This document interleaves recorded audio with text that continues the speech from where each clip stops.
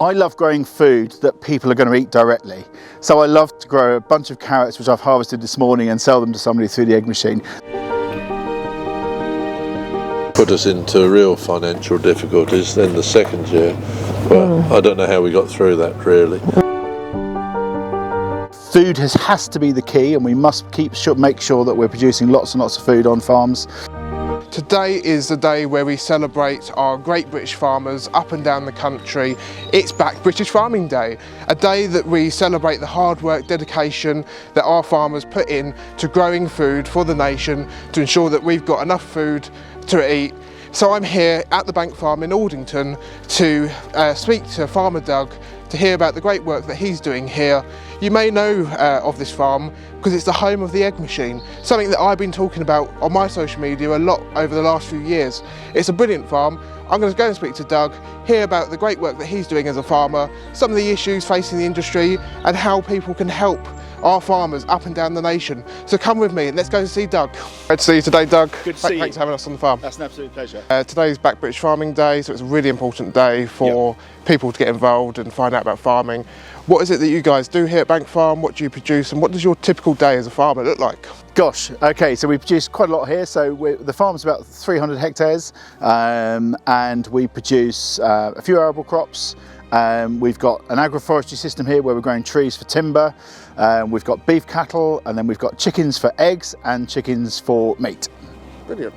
And obviously farming industry across the country is sort of changing. How do you sort of see that happening and what? Yeah, again, well, there's going to be lots of changes in the coming years. I think there's a lot of pressure on land use in particular, and I think we're going to see a lot of conflict. We could either see conflict or we'll see harmony. I think we should see harmony. Land is capable of doing a lot more than just producing food. Food has to be the key, and we must make sure that we're producing lots and lots of food on farms. But we're also capable of producing timber, fibre, power, and a number of different things, and of course maintaining and enhancing biodiversity, which is very much under threat in the UK. Yeah. And how do you see it sort of changing here on the farm yourself with yourself? Are you diversifying in any other ways at all? Yeah, we are. So we've got our retail unit here, the egg machine, which a lot of people will have heard of. I'll get a shameful plug, but no, I'm a long time user. Yeah, but I've got to get it in there. So what we're really aiming to do is actually reduce our farm size, but actually increase the amount of food that we produce. So we've got a market garden here, as well as the other enterprises, and I see that as an important part of our expansion going forward. I love growing food that people are going to eat directly. So I love to grow a bunch of carrots which I've harvested this morning and sell them to somebody through the egg machine. That's really our future, alongside working on sort of climate mitigation and the reversal of biodiversity collapse.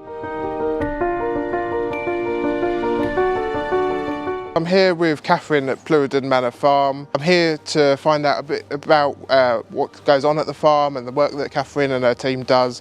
So Catherine, how long have you guys been here? What is it that you guys do on the farm? So my family have been here for 16 years now. We've got a dairy herd, we're milking 300 cows, and we started bottling our milk about 8 years ago, and we do a doorstep delivery round with milk in glass pints, milkshakes, yoghurts, butter, and we just started some ice cream. So. And you say about the delivery as well. I know that you're in places like the egg machine, that Doug's farm in Aldington. Yeah. Do you sell out to shops as well? And shops and cafes, yeah. Doug at Bank Farm's been a avid supporter right from the beginning, which is really great. So having someone like that behind us. Yeah, I've been there today and picked some milkshakes up myself as well. You say about the delivery, is that the whole of Ashford or? We cover most of Kent, areas of Sussex, and a little bit of Surrey recently. We've merged with a farm up there as well, so quite a large area, so that keeps us busy. And if people wanted to order from yourselves, can they just go on your website to do that? And get in touch on the website, and set up a delivery. We go to most areas twice a week. So what we do, we milk the cows first thing in the morning and start the pasteuriser at the same time. Once that's all hot, the milk comes straight from the cows that morning and gets bottled, and then the milkmen come in after lunch and go delivering in the afternoon. So we do it that way because when we started it was just myself, my mum, dad, brothers and that, and we used to do that so that we could be back to get up early again the next day, so start again. So yeah. How could we inspire the next generation of farmers to get involved in farming? Yeah, I think I feel strongly that, you know, teaching people where their food comes from and showing the story, as I call it, from grass to glass.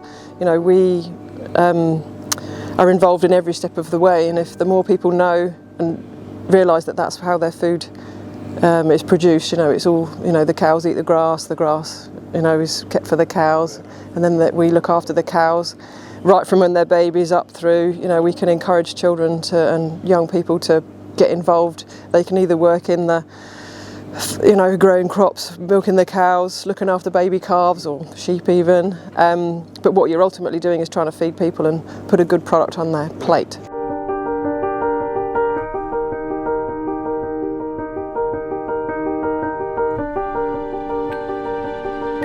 Why is backing our farmers across the UK, locally and nationally, really important? It's absolutely critical, and we couldn't do what we do here with the egg machine without the backing of people, the consumer, and it's the consumer that we need to win over and have in our support group. You know, supermarkets need to support UK farmers as well, and they can do that really easily. They can do that by buying more British, by promoting more British, and actually being a little bit fairer with their pricing. And obviously you mentioned about the supermarkets being fairer with the pricing. What are some of the challenges as a farmer you have to face, and what do you think over the next few years you might be seeing, and how could people help you so that you don't have to experience those challenges that each farmer across the country has?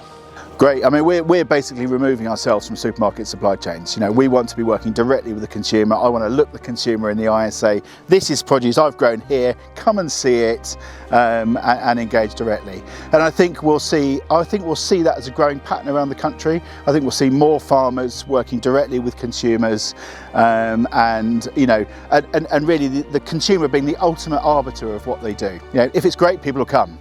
Yeah. And if the consumers aren't coming to, say, the farm shops or whatever, and they can't get out to places like yourself to go to the egg machine, but they can get to the local shops, what are some of the things that they can be looking out for on the produce? So things like the red tractor labels, etc. How can they know that they're buying locally, buying from the UK and buying from really good farmers?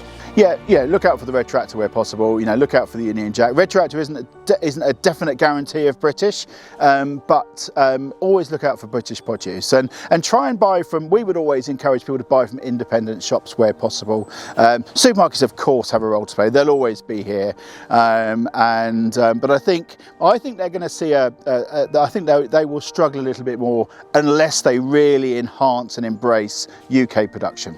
And just before we started filming, we were talking about the University of Kent and the work that you guys do here. How could we inspire the next generation of farmers to come out and actually know what you guys do and actually get involved and take part?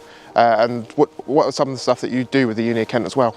Yeah, so we're working with the university, have done for a few years now, and there are 3 active PhD students working here on and off. You know, so we've got we're basically, and they're looking at the role of regenerative agriculture in the ability and its ability to improve soil and gut microbiome, but also to increase the amount of carbon that we remove from the atmosphere and put into soils and biomass. That's brilliant. And finally, if you can have one message to the consumers to say, look, come on, support British farming, it's Back British Farming Day, what would that message be to the public? Buy British, buy local. Brilliant. By backing British farming, we're not just investing in quality food, we're investing in our communities, our countryside, and the future of our farmers. So whether that's looking out for things like the red tractor, looking out for the Union Jack on produce in supermarkets, sharing posts on social media from our farmers, or coming to places like the egg machine and picking up some great local produce. There's so many ways that we can do